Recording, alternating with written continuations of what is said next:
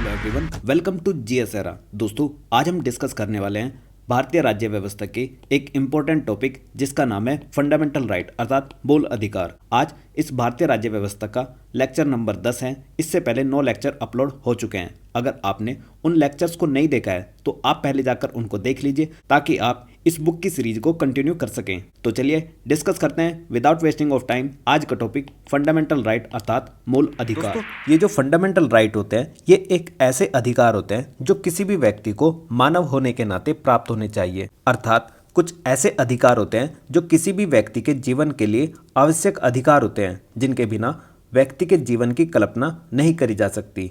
ये कुछ इस प्रकार के अधिकार हो सकते हैं जैसे जीवन जीने का अधिकार, स्वतंत्रता का अधिकार, स्वास्थ्य का अधिकार, धर्म का अधिकार यानी कि धर्म की स्वतंत्रता का अधिकार। तो इस प्रकार के कुछ राइट्स जो कि मानव होने के नाते किसी भी व्यक्ति को प्राप्त होने चाहिए जिनके बिना व्यक्ति के जीवन की कल्पना नहीं करी जा सकती, ये इस प्रकार के राइट होते हैं।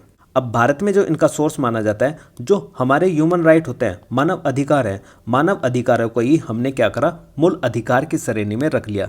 जबकि अगर इसकी संवैधानिक स्थिति की बात करूं तो देखो दोस्तों, इनको भारतीय संविधान के भाग 3 के अंदर डिफाइन किया गया है। भाग 3 में अनुच्छेद 12 से लेकर 35 तक आते हैं और ये जो भाग 3 है इसको हमारे संविधान का मैग्ना कार्टा के रूप में जाना जाता है। मैग्ना कार्टा अर्थात इसका मतलब होता है अधिकारों का घोषणा पत्र यानी कि ए बिल ऑफ राइट। ठीक है, ए बिल ऑफ राइट अर्थात अधिकारों का घोषणा पत्र होता है। यानी कि मैग्ना कार्टा में कुछ इस तरीके की बातें लिखी गई थी जिसमें काफ़ी सारे राइट्स व्यक्ति को प्रदान किए गए थे। अब ये मैग्ना कार्टा इसको क्यों कहते हैं या फिर ए बिल ऑफ राइट इसका मतलब क्या होता है, इन सभी को भी जानते हैं। तो जो हमारा प्यारा देश भारत है उसमें मूल अधिकारों का जो सोर्स माना जाता है बेसिकली संवैधानिक तरीके से वो माना जाता है यूनाइटेड स्टेट ऑफ अमेरिका। यानी कि जो कंसेप्ट है फंडामेंटल राइट का वो हमने अमेरिका से लिया है।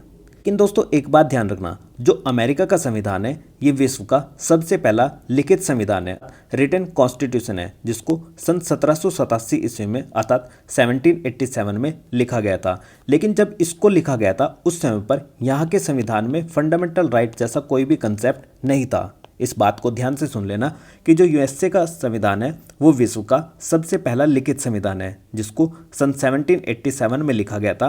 लेकिन जब इसको लिखा गया यहाँ पर फंडामेंटल राइट का कंसेप्ट नहीं था, यानी कि इसके संविधान में लोगों को मूल अधिकार जैसी व्यवस्था नहीं दी गई थी। दुनिया में जो सबसे पहला फंडामेंटल राइट का कंसेप्ट देने वाला देश था अपने संविधान में, उसका नाम था फ्रांस। अर्थात फ्रांस के संविधान में सबसे पहले नागरिकों को मूल अधिकार की व्यवस्था की गई थी। लेकिन जो अमेरिका का संविधान था इसमें जो ये व्यवस्था की गई थी ये की गई थी 1791 में। अब ये व्यवस्था किस प्रकार से की गई थी, क्यों की गई थी, वो भी मैं आपको बता देता हूँ। देखो थोड़ा सा वाइडली जब हम जानेंगे ना चीज़ों को तो इंटरेस्ट डेवलप होगा अपना खुद ही पढ़ने में कि भाई कोई चीज़ अगर भारतीय संविधान में जुड़ी है उसके पीछे क्या रीजन रहा होगा, इसको हमने भारतीय संविधान में क्यों जोड़ा, कहाँ से इसको लिया है, दुनिया में ऐसा कौन सा देश है जिसने सबसे पहले फंडामेंटल राइट को दिया है, और जो सबसे पहला लिखित संविधान है ऐसी क्या मजबूरी रही थी कि उसने अपने यहाँ पर फंडामेंटल राइट को संविधान लिखते समय नहीं जोड़ा था, उसने बाद में 1791 में की जोड़ा। ठीक है, तो इस तरीके की कुछ बेसिक बातें आपको पता होनी चाहिए।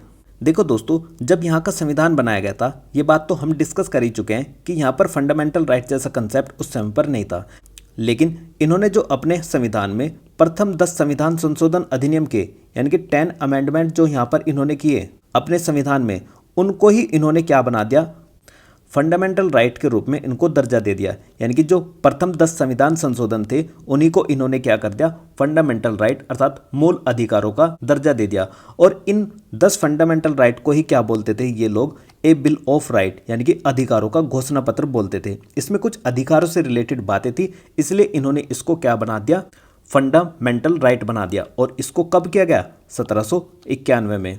और ये जो मैग्ना कार्टा का कंसेप्ट है ये क्या था, देखो दोस्तों जो भारतीय संविधान का भाग 3 है इसको हमारे भारतीय संविधान का मैग्ना कार्टा के रूप में जाना जाता है, जिसका मतलब होता है अधिकारों का घोषणा पत्र। यानी कि भारतीय संविधान के भाग 3 में व्यक्तियों के कुछ इस प्रकार के अधिकार लिखे गए हैं इसलिए इसको बोला गया है अधिकारों का घोषणा पत्र। यानी कि भाग 3 कुछ अधिकारों की घोषणा करता है, वो अधिकार कौन कौन से हैं उनको भी हम अभी जानेंगे। तो भाग 3 को इसलिए बोला गया है क्या, मैग्ना कार्टा। इसके पीछे की जो हिस्ट्री है वो ये है कि एक राजा थे किंग जॉन। ब्रिटेन में इन्होंने सबसे पहले 1215 ईस्वी में अपने यहाँ के नागरिकों को क्या दिए थे, कुछ अधिकार दिए थे, और जिस लेटर में इन्होंने लिखा था उसको बोला गया था मैग्ना कार्टा। तो इस तरीके की कुछ हिस्ट्री इस वर्ड की रही है। किंग जॉन जो कि 1215 में यूरोपियन लोगों को क्या देते हैं, कुछ अधिकार देते हैं, उसको बोला जाता था मैग्ना कार्टा।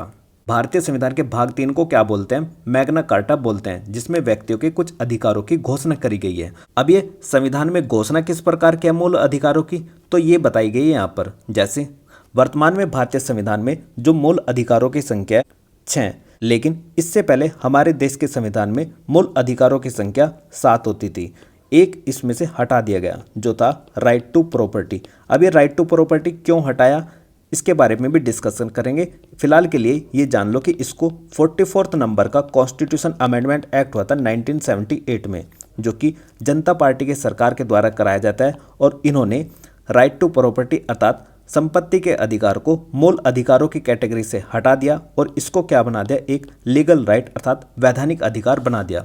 तो फिलहाल वर्तमान में हमारे देश के संविधान में 6 प्रकार के मूल अधिकार पाए जाते हैं, जो है समता का अधिकार जो कि अनुच्छेद 14 से लेकर 18 तक है, वहीं स्वतंत्रता का अधिकार अनुच्छेद 19 से 22, शोषण के विरुद्ध अधिकार अनुच्छेद 23-24, धार्मिक स्वतंत्रता का अधिकार जो कि हमें 25 से लेकर 28 तक प्राप्त है, वहीं संस्कृति और शिक्षा संबंधी अधिकार अनुच्छेद 29 और 30 में है, संवैधानिक उपचारों का अधिकार जिसको डॉक्टर भीमराव अंबेडकर ने संविधान की आत्मा कहा है, ये भारतीय संविधान का अनुच्छेद 32 है।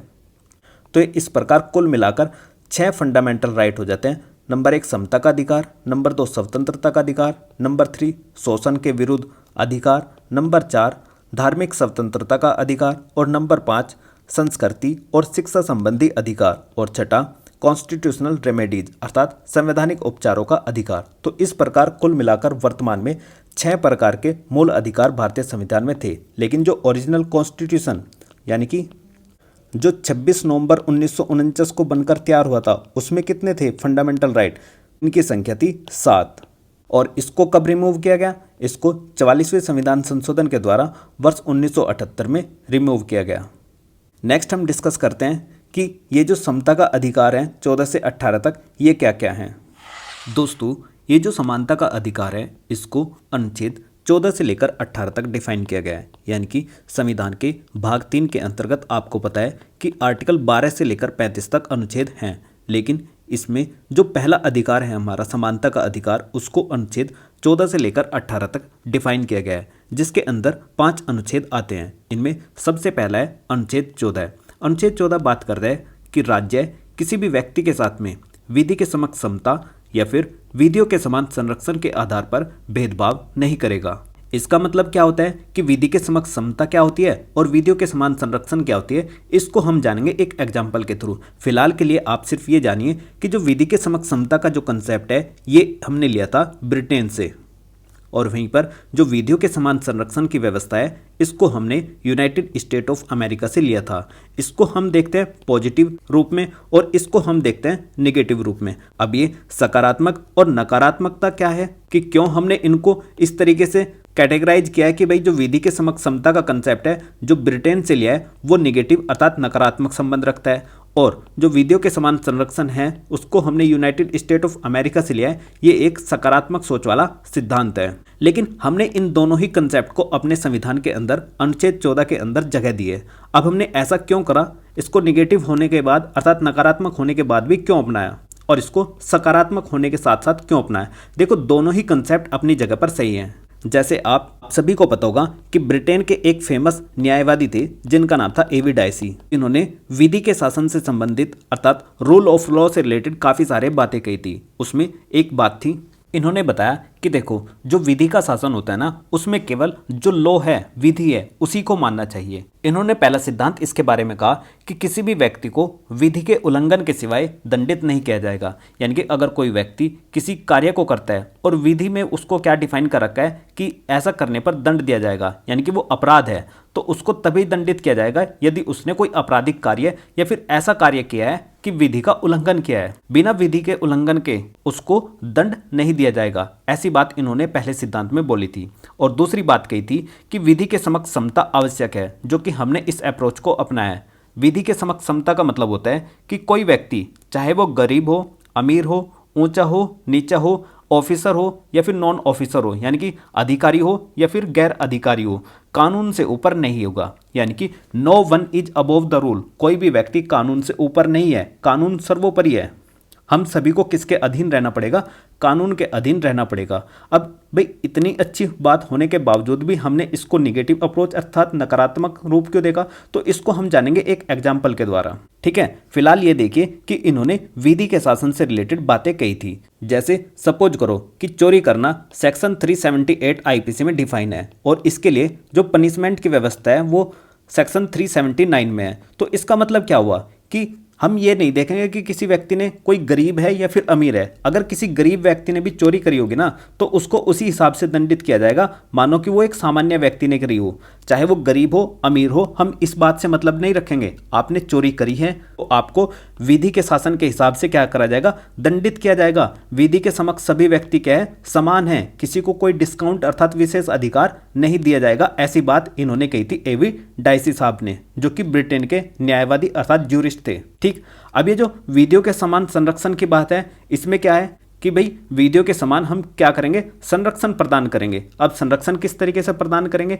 तो वो समझाता हूं मैं आपको एक एग्जांपल के थ्रू। जैसे भाई एक लड़का है जिसकी उम्र है 16 साल और वहीं पर एक ओल्ड मैन है जिसकी उम्र है 66 ईयर ओल्ड, और हमने इन दोनों के बीच में एक 100 मीटर की रेस करानी है। कितने मीटर की? 100 मीटर की। अब मुझे एक बात बताओ कि इन दोनों में से अगर इन दोनों को पूरे 10 बजे भगाया जाए तो इनमें से सेम टाइम पर भगाने के बावजूद इस रेस को सबसे पहले यहाँ पर पहुंचकर कौन जीतेगा? तो सिंपल सी बात है, आप कहोगे कि भाई जो 16 साल का लड़का है ना, इस 100 मीटर की रेस को जल्दी जीत जाएगा। क्यों भाई? क्योंकि देखो ये क्या है, फिजिकली स्ट्रॉन्ग है। 16 साल का लड़का, 66 साल का जो वृद्ध आदमी है वो इतना स्ट्रॉन्ग नहीं है, तो ये जल्दी जाकर यहाँ पर क्या करेगा? रेस जीत लेगा। अब देखो यहां से एक बात समझ में आ रही है आपके कि हमने एक सेम कंपटीशन जो कि 100 मीटर का है और उसको दो असमान लोगों के बीच में कर दिया। समझ रहे हो कि भाई एक सेम कंपटीशन जो 100 मीटर का है लेकिन उसको दो असमान लोगों के बीच में किया है। तो क्या ये सही है? आप कहोगे बिल्कुल भी सही नहीं है, क्योंकि एक की उम्र है 16 साल, दूसरे की उम्र है 66 साल, तो ये है पूरा यंग, ये है पूरा वृद्ध। अब दोनों को आपने सेम कंपटीशन दे दिया 100 मीटर का, तो इसको सिंपल सी बात है कौन जीतेगा? भाई छोटा बच्चा ही तो जीतेगा जो 16 साल का है।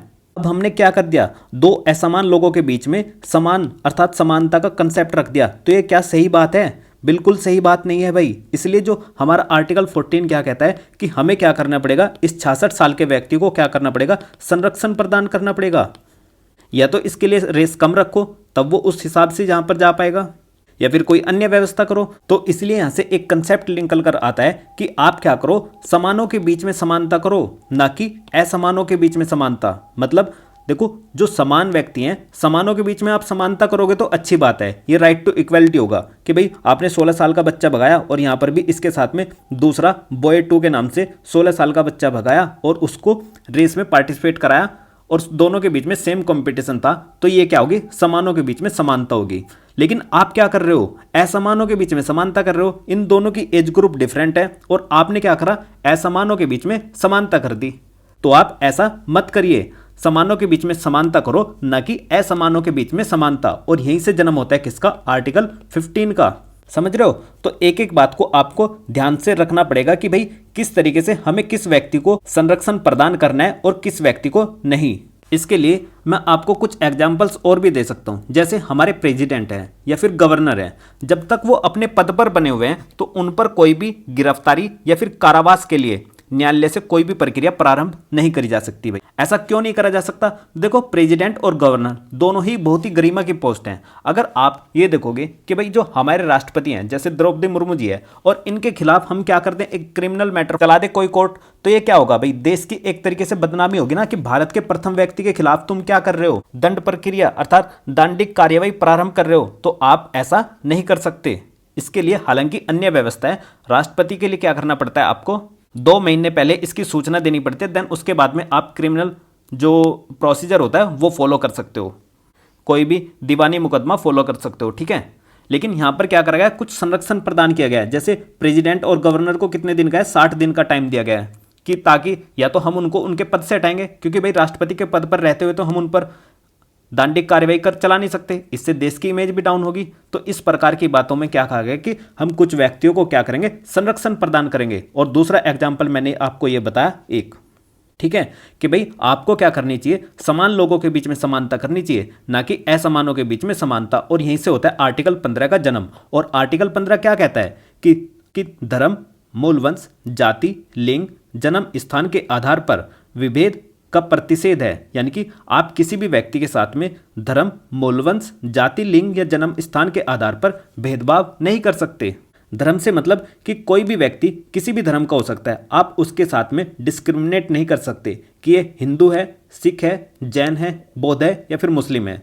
आपको क्या करना पड़ेगा, मूलवंश के हिसाब से भी भेदभाव नहीं करना होगा, जाति के हिसाब से भी नहीं करना होगा। हालांकि आप देखते होंगे कि जाति के लिए हमने क्या बनाया, अलग से SC/ST एक्ट भी बनाया, जिसमें आर्टिकल 17 में भी बताया गया कि स्पर्शता का अंत करते हैं, अनटचेबिलिटी। आज भी भारत में काफ़ी जगह पर जाति के आधार पर भेदभाव होता है, लेकिन ऐसा करना क्या है, क्राइम है भाई, आपको ध्यान रखना चाहिए।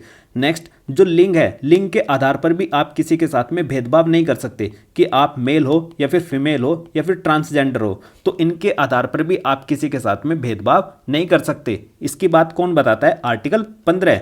दूसरी, जन्म स्थान के आधार पर यह मैटर नहीं करता कि आप नॉर्थ इंडिया से हो, साउथ इंडिया से हो या फिर किसी अन्य जगह से हो, कहीं से भी भारत के किसी भी राज्य क्षेत्र से हो। अगर आप भारतीय नागरिक हैं तो आपको क्या करा जाएगा, समानता का अधिकार प्रदान करा जाएगा हर एक चीज में। चाहे आप किसी भी धर्म से संबंध रखने वाले हो, किसी भी मूलवंश के हो, किसी भी जाति के हो, किसी भी लिंग के हो और भारत के राज्य क्षेत्र में कहीं से भी हो, आपके साथ में ऐसा नहीं करा जाएगा। इसका एग्जाम्पल आप कुछ इस तरीके से समझ सकते हो, जैसे कोई होटल है, आप किसी होटल में एंट्री करते हो तो होटल में कोई भी व्यक्ति आपको इस आधार पर नहीं रोक सकता कि भाई आप मुस्लिम हो, सिख हो, जैन हो, बौद्ध हो या फिर हिंदू हो। आप भारतीय नागरिक हो, आप उसमें एंट्री कर सकते हो जैसे अन्य व्यक्ति कर सकते हैं। दूसरा, यदि कोई पानी पीने का स्थान है तो पानी पीने के स्थान पर भी आप सभी को परमिशन है कि आप जाइए, वहाँ से पानी पी लीजिए। निःशुल्क होता है हर जगह पर, जितने भी पब्लिक प्लेस होते हैं उन सभी पर निःशुल्क होता है। आप जाइए और बेझिझक होकर पानी पीजिए, क्योंकि आपके साथ में कोई भी डिस्क्रिमिनेट नहीं करेगा। और अगर डिस्क्रिमिनेट करता पाया गया कोई व्यक्ति तो उसके खिलाफ दंडिक कार्रवाई की जाएगी, ये बात ध्यान रखना। लेकिन अब आपके मन में आएगा कि देखो यार, लिंग के आधार पर तो हमारे साथ कभी कभी भेदभाव होता है। आपने देखा होगा कि जब आप मेट्रो में या फिर ट्रेन में सफर करते हो तो उसमें आपने देखा होगा कि एक अलग से लेडीज कोच होता है, एक अलग से लेडीज का डब्बा होता है। जैसे अनाउंसमेंट भी होता है कि गाड़ी की गति की दिशा में पहला डब्बा महिलाओं के लिए आरक्षित किया गया है।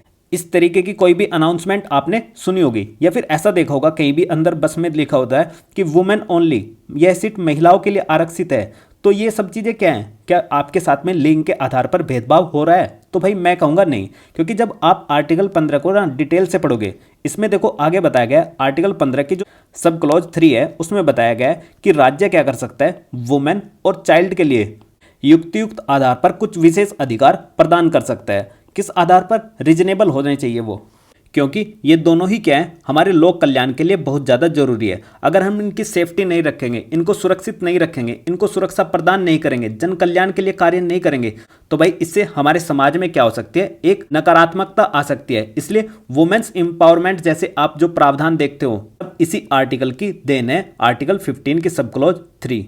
ठीक है, समझ में आ रहा है कि राज्य क्या कर सकता है, आर्टिकल 15 के सब क्लॉज 3 के आधार पर महिलाओं और बच्चों के लिए विशेष उपबंध कर सकता है। और वो विशेष उपबंध कैसे हैं, जैसे कि मेट्रो में एक अलग से कोच आरक्षित कर देना, कुछ सीट को आरक्षित कर देना, और इस तरीके की अन्य बातें हो सकती हैं। जैसे वुमेन एम्पावरमेंट को लेके बहुत सारी ऑर्गेनाइजेशंस बनी है, इन सभी को इसी आधार पर बनाया जाता है। नेक्स्ट, आर्टिकल 16 बात करता है लोक नियोजन के विषयों में अवसर की समानता।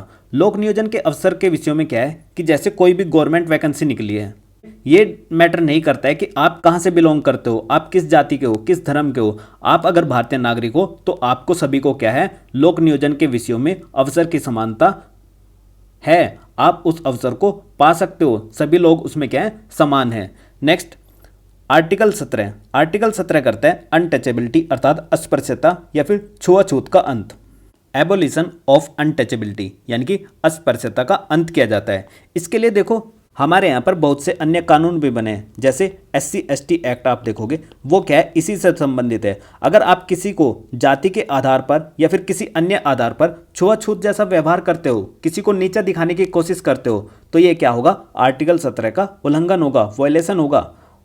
और वायलेशन के लिए यानी कि अगर आपके इस फंडामेंटल राइट का हनन हो रहा है तो आपको क्या करना है, वो सारी भी बातें मैं आपको बताऊंगा। फिलहाल के लिए ये बात याद रखो कि अगर आपके किसी भी फंडामेंटल राइट का हनन होता है तो आप हाई कोर्ट आर्टिकल 226 में और सुप्रीम कोर्ट आर्टिकल 32 में जा सकते हो। ये दोनों ही क्या करते हैं, आपके फंडामेंटल राइट को सिक्योर करते हैं, आपके फंडामेंटल राइट को संरक्षण प्रदान करते हैं।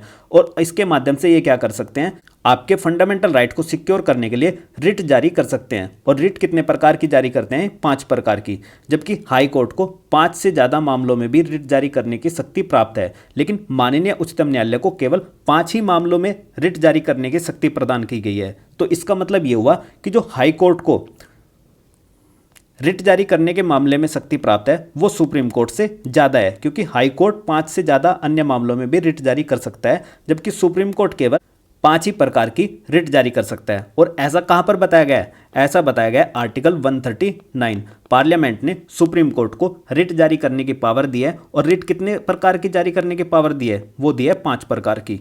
ठीक, नेक्स्ट हम पढ़ते हैं आर्टिकल 18। आर्टिकल 18 बात करता है उपाधियों का अंत, यानी कि एबोलिशंस ऑफ टाइटल। जो टाइटल हैं केवल किस फील्ड में दिए जा सकते हैं, एक तो डिफेंस के फील्ड में और एक एजुकेशन के फील्ड में। ये जो टाइटल हैं, ये जो उपाधियां हैं, ये अभी तक भी माननीय हैं।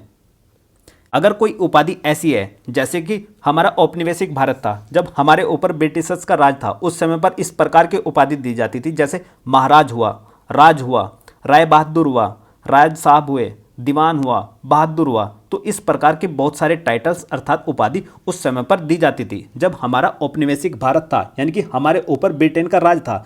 तो अब क्या करते हैं, हम इनका उपाधियों का अंत करते हैं। केवल किस प्रकार की उपाधि अभी दी जा सकती है, डिफेंस या फिर एजुकेशन, यानी कि सेना और शिक्षा से संबंधित जो उपाधि हैं वो हम यूज कर सकते हैं अपने नाम के आगे। लेकिन एक मैटर पहुंचा था सुप्रीम कोर्ट में 1996 में। इस मामले में ऑनरेबल सुप्रीम कोर्ट ने कहा कि जैसे कोई व्यक्ति पद्म भूषण या फिर पद्म विभूषण या फिर पद्म श्री प्राप्त है, तो क्या वो अपने नाम के आगे टाइटल लगा सकते हैं। तो ऑनरेबल सुप्रीम कोर्ट ने कहा कि देखो, ये जो इस प्रकार के टाइटल्स हैं, ये पहली तो बात यह है कि टाइटल की कैटेगरी में नहीं आते, अर्थात ये उपाधियों की कैटेगरी में नहीं आते। ठीक है, तो इसका कोई भी व्यक्ति यूज कर सकता है। लेकिन अगर कहीं भी किसी फॉर्म में नामांकन किया जा रहा है तो आप अपने नाम के पीछे या फिर नाम के आगे यानी कि प्रत्यय या फिर उपसर्ग के रूप में इनको नहीं जोड़ सकते कि भारत रत्न प्राप्त करता ये, भारत रत्न प्राप्त करता एक्स, भारत रत्न प्राप्त करता वाई। इस प्रकार से आप इनका यूज नहीं कर सकते। केवल 2 ही टाइटल वैलिड है, डिफेंस और एजुकेशन से रिलेटेड। जैसे आप देखते हो कि डिफेंस में lieutenant, colonel, brigadier, wing commander, ऐसी एजुकेशन में डॉक्टर, एडवोकेट्स। ठीक है, तो इस प्रकार के कुछ टाइटल्स हैं जो अभी भी आप यूज कर सकते हो।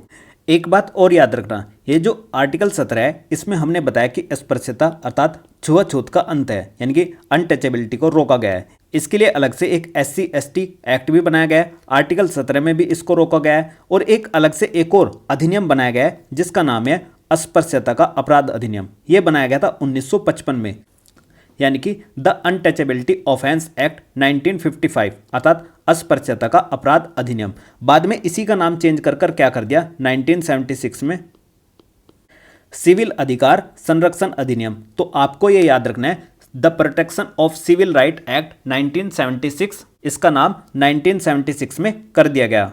यानी कि ये अधिनियम तो यही है, अस्पृश्यता का अपराध अधिनियम, लेकिन 1976 में इसका नाम चेंज कर दिया गया, जिसको सिविल अधिकार संरक्षण अधिनियम के नाम से जानते हैं। तो देखो, इस प्रकार के क्वेश्चन आपसे परीक्षा में समानता के अधिकार से संबंधित पूछे जाते हैं, जो कि हमने सभी को बहुत अच्छे से डिटेल में डिस्कस कर लिया है। नेक्स्ट हम डिस्कस करते हैं अब स्वतंत्रता का अधिकार।